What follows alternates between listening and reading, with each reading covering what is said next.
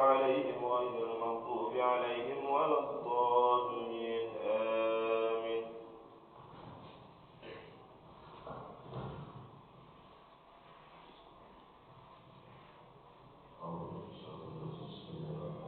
السلام عليكم ورحمة الله وبركاته. وعليكم السلام ورحمة الله وبركاته. الحمد لله رب العالمين، والصلاة والسلام على أشرف الأنبياء والمرسلين وعلى آله وصحبه أجمعين. أشهد أن لا إله إلا الله وحده لا شريك له، وأشهد أن محمدا عبده ورسوله لا نبي بعده. Jemaah sidang sholat subuh yang dirahmati Allah Subhanahu wa Ta'ala, pertama-tama marilah kita panjatkan puji syukur kepada Allah Subhanahu wa Ta'ala karena sampai dengan pagi yang berbahagia ini kita semua masih dikaruniai Allah iman, Islam, badan yang sehat, akal yang waras, ruh yang masih terisi dengan zikir-zikir yang mengkondisikan kita selalu dengan Allah Subhanahu wa Ta'ala. Selanjutnya, selawat beriring salam sudah seharusnya selalu keluar dari lisan-lisan orang-orang yang beriman,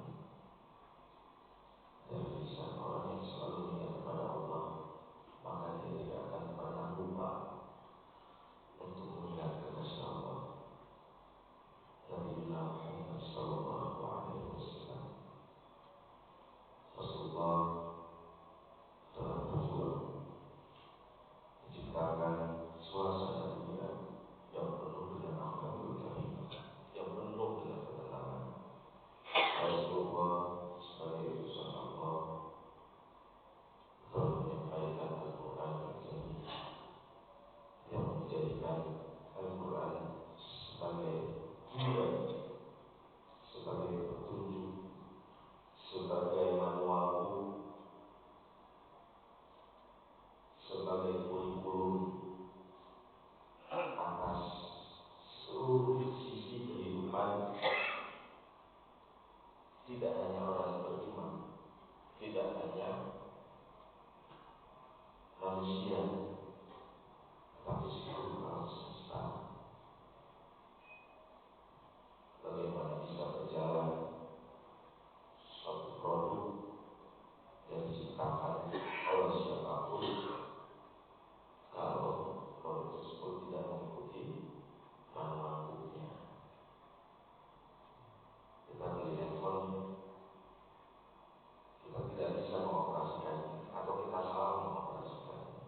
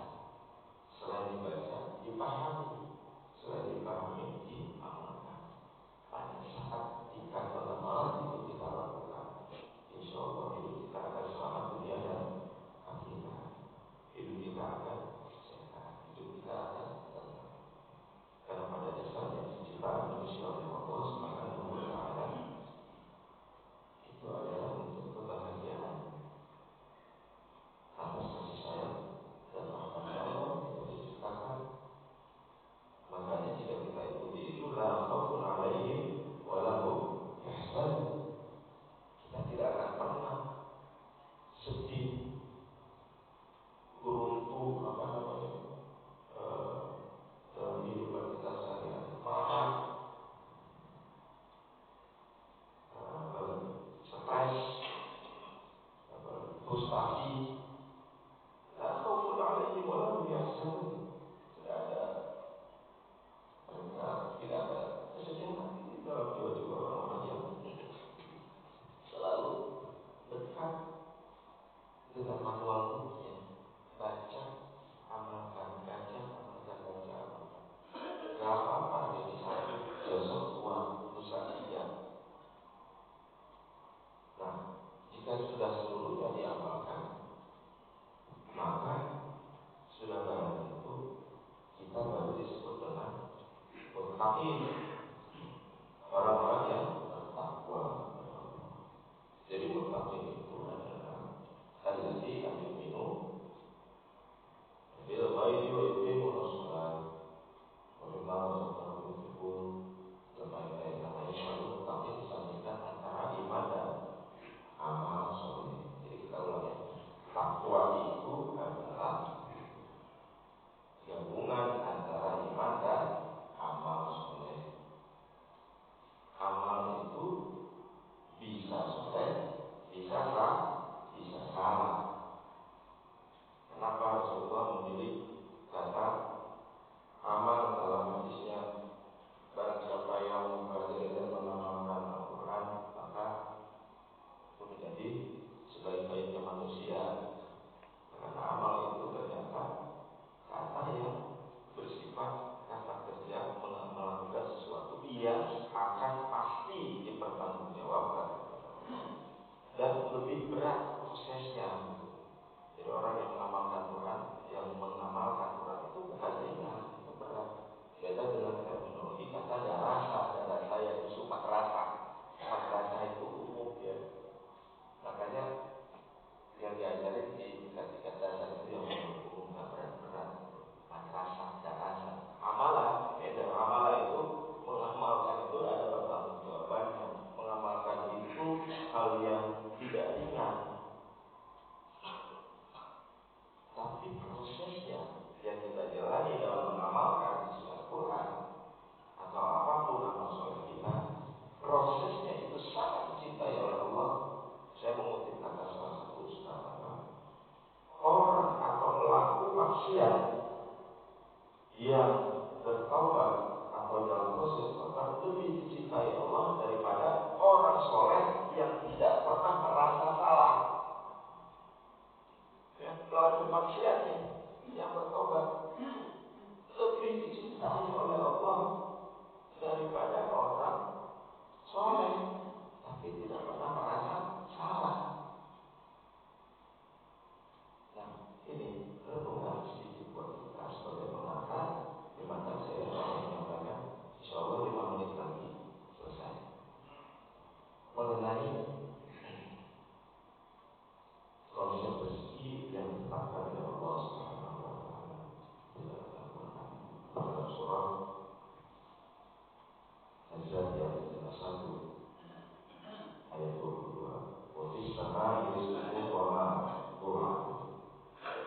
Allah itu menetapkan rezeki kita. Menetapkannya ini. Menetapkan rezeki kita itu di langit. Nah, ini kita sama-sama kita bahas rezeki enak nih ya, subuh-subuh seger. Bentar lagi siang kita cari rezeki, paling tidak ada, mudah-mudahan ya ada sedikit, oh ini tadi kultum subuh tadi nih. Jadi ingat kita nih sama-sama nih, mudah-mudahan ada gunanya ya. Jadi Allah itu tetapkan rezeki di langit. Nah, terus bagaimana bapak-bapak hari ini bisa menggunakan pakaian terbaiknya sholat subuh? Artinya ada rezeki. Pakaian itu sudah dipakai. Kok bisa ditetapkan Allah di langit? Nah, ditetapkannya di langit, lalu Allah sampaikan dalam surah Al-Baqarah ayat 168, Kulu mimma fil ardi halalan thayyiban, dengan hawalan, ya ayuhan nas, kulu mimma fil ardi halalan thayyiban. Hei manusia, kata Allah, seluruhnya, mau yang panjang, yang pendek, yang tinggi, yang kurus, yang gemuk, yang beriman, yang tidak beriman, yang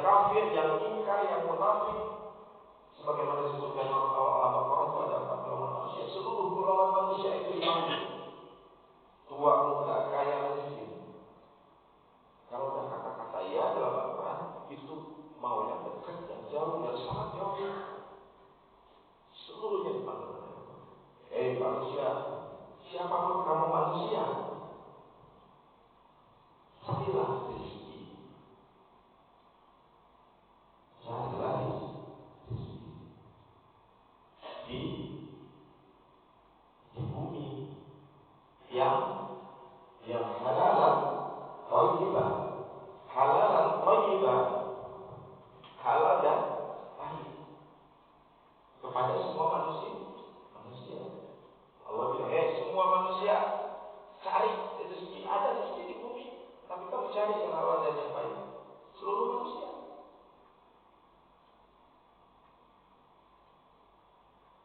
Jadi, tapi apakah Allah sudah tegaskan bumi di mana kamu 23 RW 2, rezekimu ada di RW 2 atau ada di RW 1 atau ada di RW 5? Enggak dikasih tahu sama Allah. Ya cari aja. Tapi kata Allah cari yang baik dan halal. Nggak tahu, bapak-bapak nggak tahu. Manusia Bill Gates itu yang orang kaya katanya. Sekarang udah kalah Bill Gates sama Elon Musk karena perubahan ke baterai ya sekarang ya. Baterai motor listrik, mobil listrik perlu baterai. Nah Elon Musk mau menciptakan mobil Tesla, mobil listrik. Nah yang paling kaya dia sedunia kafirun, orang ingkar, nggak percaya dia sama Allah. Tapi karena rahmannya Allah bilangnya manusia semua cari. Ya saya siap, saya sudah turunkan ke bumi. Di bumi ada, pasti Allah sudah turunkan. Nah, jadi semakin tinggi effort yang dikeluarkan atau usaha yang dikeluarkan oleh seseorang manusia, siapapun dia, untuk mencari rezeki, maka semakin banyak yang dia bisa dapatkan. Makanya konsepnya di Jepang dan di beberapa negara maju nggak peduli dia 20 jam 20 jam dia kerja gitu. Dan di sini juga ada seperti itu gitu. Kalau perlu 24 jam 24 jam gitu ya. Tapi kita kadang-kadang 24 jam ya segitu-segitu juga gitu. Nah, ini kita kasih kunci nanti di ayat. Kultum insya Allah ada kuncinya. Nah, lalu Allah tidak jauh dari 168 Al-Baqarah. Allah tegaskan di 172. Lanjutan saja pertama Az-Zariyat ayat 22. Ada di langit ditetapkannya. Al-Baqarah 168 diturunkan ke bumi untuk seluruh manusia dan disuruh cari yang halal dan yang baik. Nah sekarang Al-Baqarah 172. Ya ayyuhalladzina amanu kulu min thayyibati ma razaqnakum. Kalau tadi kulu mimma fil ardi halalan thayyibah ya ayuhan nas. Sekarang ya ayyuhalladzina amanu kulu min thayyibati ma razaqnakum. Carilah rezeki yang baik yang telah kami siapkan kepadamu. Jadi bacanya dari belakang. Orang beriman kan nanya nih, lah terus apa bedanya ayat yang tadi? Saya beriman. Itu si Elon Musk kagak beriman, kaya juga dia nih. Itu si siapa sih? Si Ahok nih kaya juga dia. Aguan kaya juga dia. Siapa nih? Yang lain-lain nih. Jagoan-jagoan properti pada mau apa sih nafas ini. Kagak beriman, kaya juga dia. Ya Allah, saya ikut beriman ya Allah. Tiap pagi saya bangun jam 3 ya Allah. Saya tahajud padamu. Saya percaya sepenuhnya kepadamu ya Allah. Tapi mengapa rezeki saya sulit? Cari dulu sebabnya. Tapi kita kontekstual dulu ya. Jadi kata Allah, kalau benar nih kamu beriman, maka rezekimu itu telah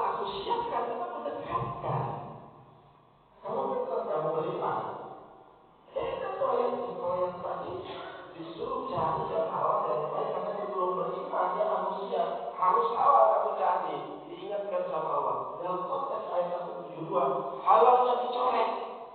Tidak ada kata halal. Kenapa? Halal sudah masuk dalam kata amanu. Tidak mungkin orang beriman mencahayakan halal.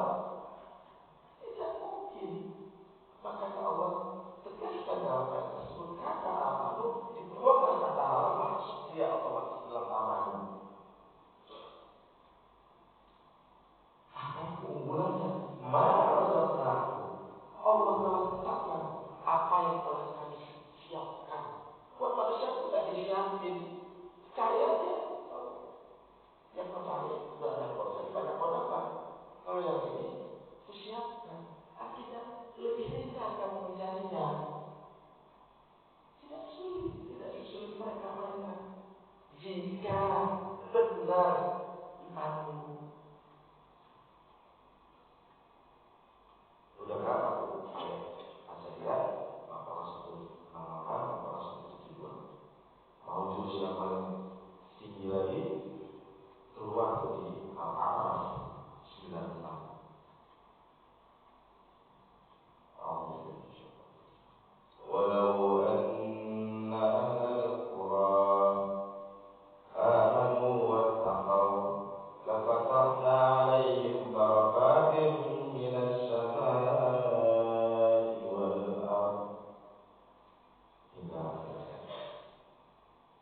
Nah, ayat ini di surah Al-A'raf ayat 96. Jika apa? Jika penduduk negeri ya, amanu artinya beriman. Wattaqau artinya takwa. Lafatahna alaihim barakatim minas sama'i wal ardh.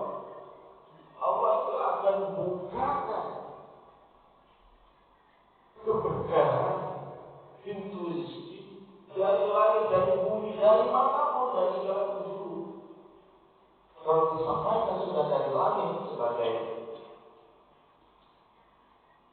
bahwanya kalau dari bumi, bahwa dari bumi seluruhnya dibukakan, maka seluruh aspek di dunia ini itu tidak lagi di titik tertentu, tapi seluruhnya dibukakan oleh Allah Subhanahu Wa Taala. Masya Allah.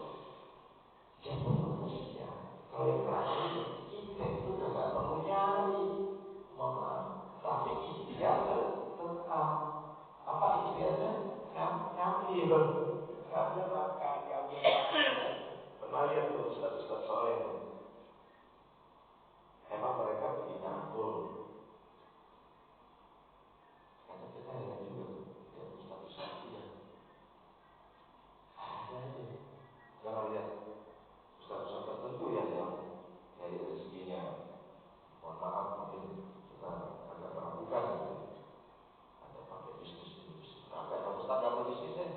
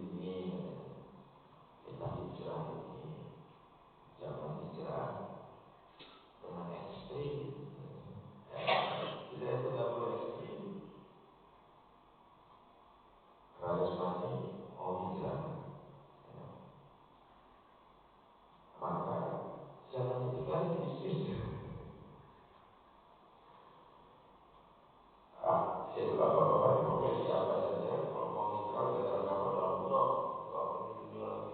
Ya justru kita harus, beliau bilang kita harus jadi Islam yang kuat, gitu, jangan Islam yang lemah. Jadi bisnisnya tetap Pak, jangan ditinggalin ya. Saya nggak ngomong Pak, saya mau ninggalin ini terus ngomong ke suami. Belum mau ngomong, ini baru paragraf pertama dari beliau. Begitu juga saya, kata beliau. Begitu juga saya. Jadi kita harus punya peran masing-masing. Pak Islam itu bisnis harus begini, harus begini. Kembangin bisnisnya, jangan ditinggalin. Kalau belum berkembang ya dikembangin. Nanti saya coba kasih kurikulumnya bagaimana bisnis dengan baik, sesuai syariat tuntunan Allah. Nah, begitu juga saya, kata beliau. Saya ini ulama. Keluarlah dalilnya, saya belum hafal. Ini ayatnya ini hadisnya ini begini. Yang intinya beliau jelaskan bahwa bagi beliau sebagai ulama ternyata lebih prioritas dan lebih baik membaca kitab ilmu daripada sholat sunnah qobliyah. Lungu dalam hati saya tadi.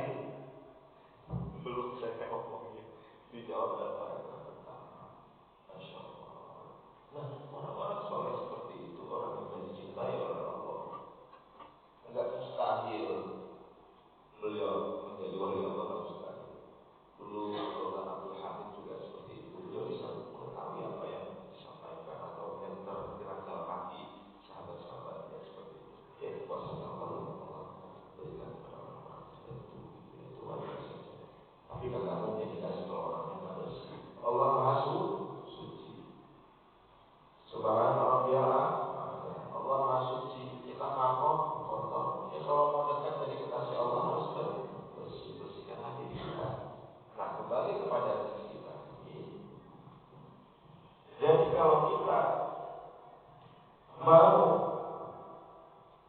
mendapatkan rezeki yang baik, yang banyak, bukan dengan cara kontak-lanjut kerja siang malam 24 jam. Bukan juga dengan tidur berdiam diri. Tapi yang harus kita tingkatkan apa? Amanu wattaqau. Kalau yang pertama tadi manusia, yang kedua tadi buat beriman, yang ketiga udah beriman dan bertakwa. Di awal tadi kultum saya, apa itu takwa? Iman ditambah amal soleh. Semakin tinggi takwa kita, semakin tinggi amal kita. Jadi ngukur orang itu gampang Pak. Kecuali masalah keikhlasan belum ada ilmu ya saya. Kalau mau ngukur orang ini imannya tinggi, takwanya tinggi, lihat aja amal solehnya banyak enggak. Yang jelas imannya dulu ya. Dan itu korelasi. Semakin tinggi takwa artinya semakin tinggi iman dan semakin tinggi amal. Jika titik itu sudah menjadi seperti yang saya bilang status-statusnya musuh-suci ini gitu ya. Mau jalan dengan apa ada, mau jalan ini ada, tapi nggak punya harta. Bukan milik. Emang harta milik kita? Bukan. Dengan harta itu titipan, konsep tukang parkir. Kalau kita sudah siap, Allah kasih harta. Artinya kalau kita masih mikirin harta itu berarti kita belum siap gitu. Nafsu duniawinya masih besar. Kalau Allah kasih besar, kita bisa tergelincir. Makanya disebut takwa. Makanya disebut iman. Semakin tinggi iman, ya, semakin tinggi iman dan amal soleh, bukan amal maksiat. Semakin tinggi maksiat, semakin turun iman, semakin turun takwa. Jadi caranya gampang, turunkan maksiat, tingkatkan amal soleh. Jadilah iman dan takwa. Sederhana begitu dulu ceramah kita subuh ini. Dengan itu aja dulu kita coba dalam diri kita masing-masing untuk meningkatkan terus itu. Rasakan bedanya, bedakan rasanya dalam hidup kita. Coba dulu kurikulumnya 2 bulan deh. Agak lama insya Allah. Tapi ikhlas ya. Jangan mikirin, wah ini gue bisa duit segini nih. Buat tingkatin amal itu aja sudah tidak ikhlas. Salah satu ciri orang takwa itu ikhlas. Tulus aja untuk Allah. Cintai Allah. Jangan cintai harta. Karena mau cinta, kamu cinta kepada Allah itu sudah tujuan dapat harta. Berarti kamu bukan cinta Allahnya, kamu cinta hartanya. Cintai Allahnya gitu. Kalau cinta kepada seseorang yang punya sesuatu, dia akan kasih. Ini Allah Maha pemilik segala sesuatu yang ada di langit dan di bumi. Jadi cinta Allah. Kalau Allah sudah kembali cinta kepada kita, selesai